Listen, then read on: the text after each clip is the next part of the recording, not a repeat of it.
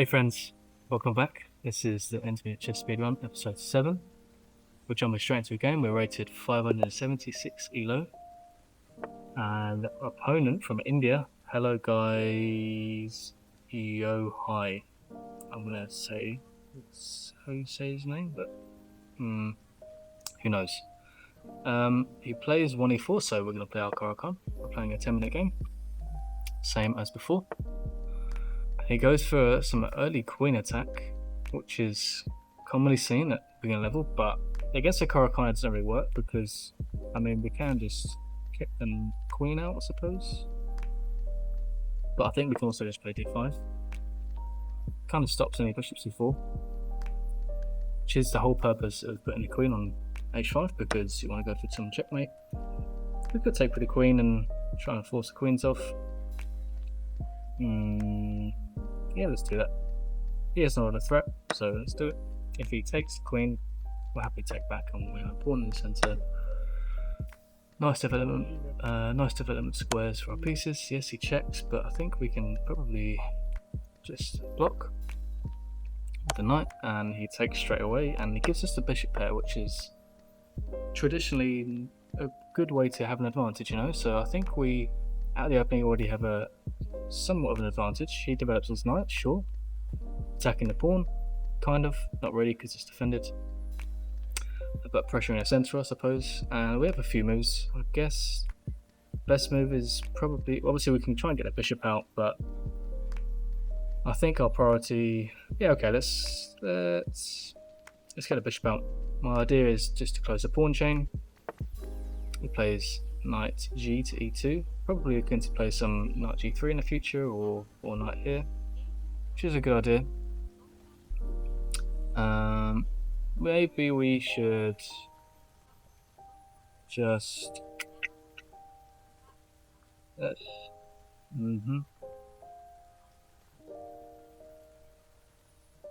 bring. Okay, I'm going to actually concede and move. He'll probably go here, and I'm just going to bring the bishop back because I want to keep my bishop and also defend this. Yeah, he doesn't do that, which does give me the option to play c5, which I think is probably a good move. Yeah, let's try it, because he can't take this pawn, but then it does allow some knight b5. So I think, yeah, okay, let's close the pawn chain. If he plays knight here, then we have to defend this pawn. Yes, he can take a bishop. We'll take it back. And yeah, so good push, but it seems a bit silly. So I think best option is probably just to play rook c8. If he takes the bishop, we'll take back. He can check us in the middle. Okay, he doesn't. That means I'm just going to bring the bishop back. Now I have a chance to save my bishop. He pins the knight to nothing because the queen's not here. So yeah, we have a few moves. If we push the c pawn, it looks nice because we attack a piece, but then knight will just hop, attack the pawn, and looks a bit scary. So we need to let the knights in. Obviously, we don't really want to allow this trade to happen. So how about we just play bishop e7? If he takes a knight, we're going to take the bishop and have two bishops. And he trades very quickly and plays rook to b1. But unfortunately, that's just a blunder, because when the bishop landed here, it was attacking the knight, and now take the knight for free. This is the kind of things that happen when you play 576 ELO chess. You get these kind of blunders. So obviously he's moved the knight to attack the bishop. Don't blunder the bishop. We can bring it back, or we can just bring it back to where it was before. If we bring it back to b6, it looks nice because it pressures the king. But then there could be in the future some idea to block the bishop out. So yeah, let's just bring the bishop back. Okay, he's jumping around the knight like there's no tomorrow. I think, I mean, sure, he might take our bishop, but we are just up a piece, so I think we're okay with that. I could put the king in the center, which I might actually do that. If he takes, we'll take with the pawn, and we'll have an open line to the king, and he does. Now there is a lot of background noise where I am because I've moved to a new part of India, I'm actually now in Goa, which is a pretty amazing place. Yeah, that's why I haven't uploaded a YouTube video in a few days. But there is a lot of background noise where I am because I'm right next to a road. So hopefully you guys can't hear it. I do use this very clever AI tool to get rid of the background noise. So, okay, he's gone b4. Sure, trying to like, I don't know, do something over here. We do have bishop c3, which attacks the pawn, but then he will just go a3, I suppose. We didn't really accomplish anything, so how about we play bishop here, bishop to e5, and just target this pawn. I think this is a nice move. And he doesn't see it, so there is no threat we're taking. So we are very happy just to take on h2. The rook defends the bishop, which is really important. The king is now forced here, which is even worse. We don't have any way to win material. This is bad because I guess the king just have to take it. We do have this move, I suppose.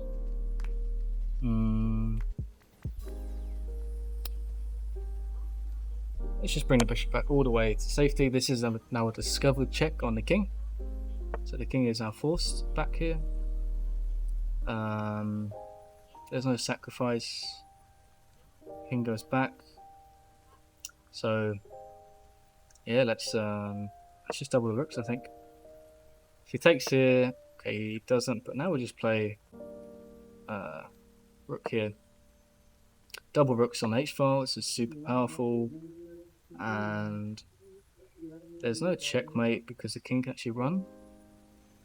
I am going to start. Remember, we are up a bishop, so I'm just going to start pushing his pawn and try and block the bishop out. If he offers a rook trade, I'm more than happy to take.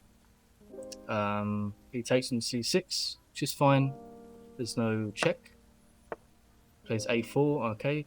And now let's see if he sees my idea. Sure, he could put a rook here, but it doesn't do anything. Now this is a bit sneaky because it takes away the escape square. And now this is a forced checkmate in 2 moves because we can play rook to h2, check. The king has to go, checkmate in 3 because check here.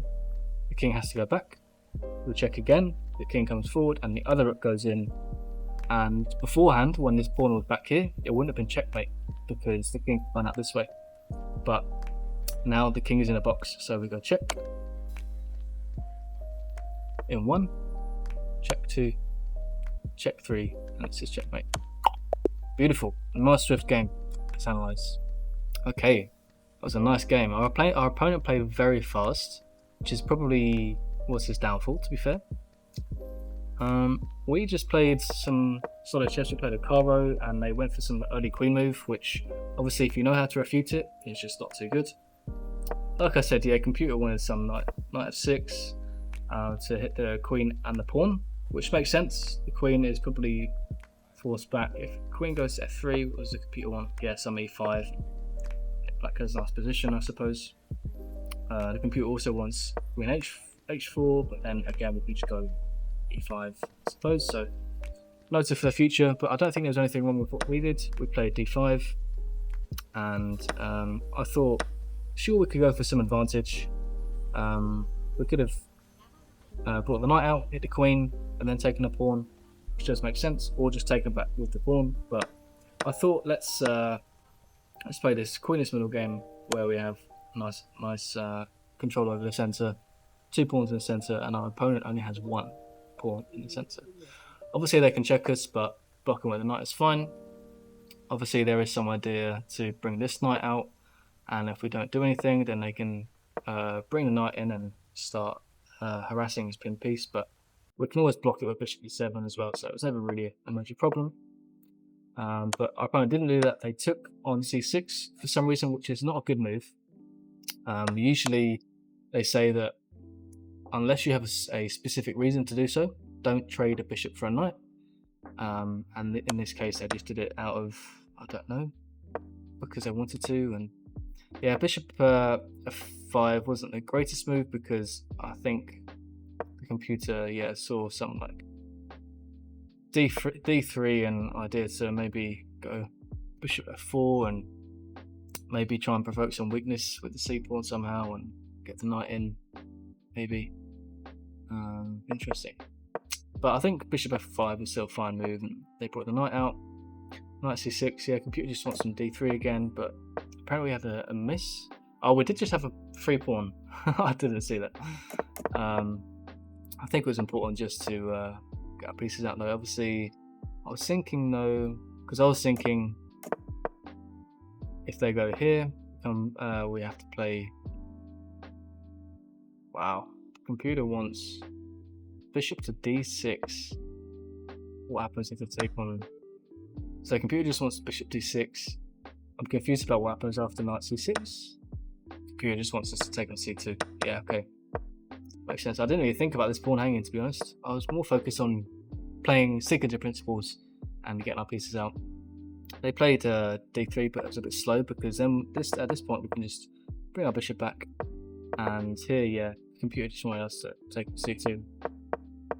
We brought the knight back. They play a bishop to g5. Usually when this move lands, you're pinning the knight to like the queen or something, but we obviously have no queens. So I just played bishop e7, the computer wanted bishop d6, and just to give up the pawn structure, but I guess this is nice. Yeah, open g4 for the rook, and these bishops are nice, so yeah, it makes sense. But I think bishop e7 is also still fine. We took back with the bishop, and this was the big blunder. They played rook b1, missing that we were attacking the knight, so we just took it. They moved their knight to attack our bishop, and we just brought it back. The computer wanted bishop f6. Yeah, top move. Bishop b6 was fine, but I was thinking there could be some line in the future where, let's say, they do something like this and block our bishop out.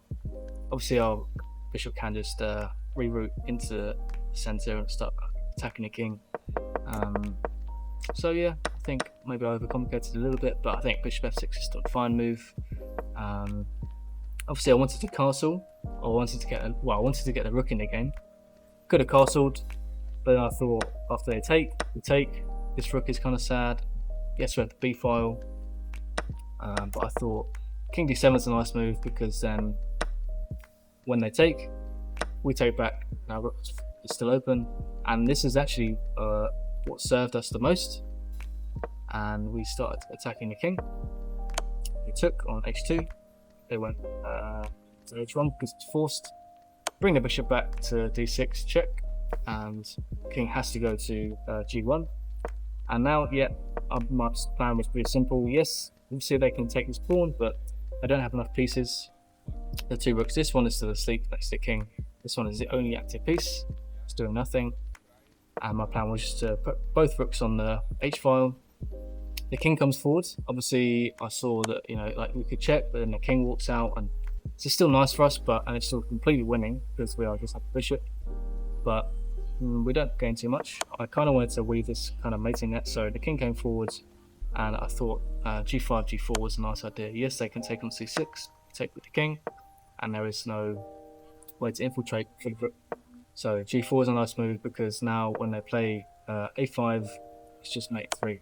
Like I said, just go check on h2, king has to go back, check on h1, king comes forward, and now the other rook goes in, and it's a checkmate because the king is cut off, and this very important g-pawn takes away the only escape square.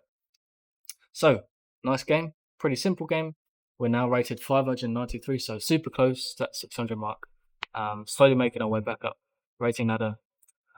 Thanks for watching, guys. Yeah, I'll see you in episode 8.